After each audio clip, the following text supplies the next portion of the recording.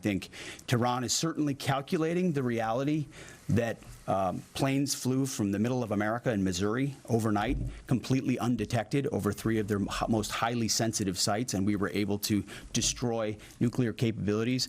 And our boys in those bombers are on their way home right now. We believe that'll have a clear psychological impact on how they view the future, and we certainly hope they take the path of negotiated peace. But I could not be more proud.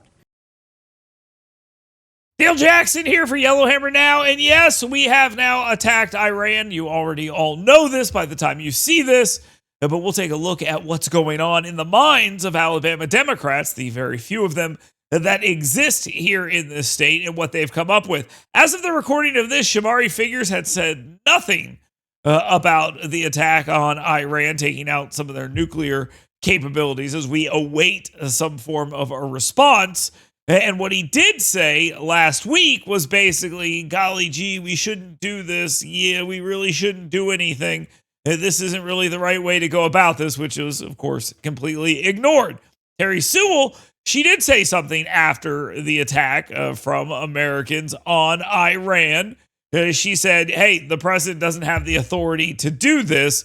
And that sort of takes the position of a lot of Democrats and some Republicans who are saying Donald Trump can't do this. They don't want to come out and say, this is terrible, this is awful. You know, how dare he take out the evil Iranians? So they do it in a little bit of a different way and say, yeah, he shouldn't be doing this. And some of them are going as far as saying that the president of the United States should be impeached. Democrats wasting no time condemning President Trump's strikes on Iran. AOC going so far as to call for impeachment, posting, quote, the president's disastrous decision to bomb Iran without authorization from Congress is a grave violation of the Constitutional and Congressional War Powers Act. It is absolutely and clearly grounds for impeachment. Now, I am not suggesting that the Congress people representing Democrats here in the state of Alabama are making that suggestion.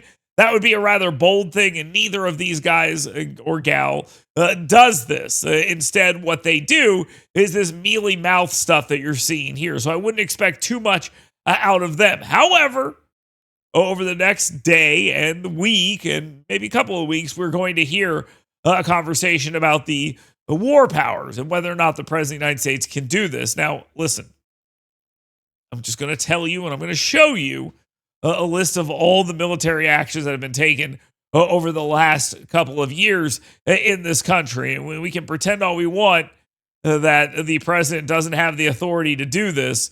It's really not about that. It's about whether or not you're going to stop him from being able to do this. And they have never done that. So there's just been this talk about this going on. When your guy's not in power and the other guy does it, how dare you? When your guy's in power and your guy does it, yay! And that's basically where we are right now. So they can have that theater if they want, but I would advise you not to pay too much attention to it.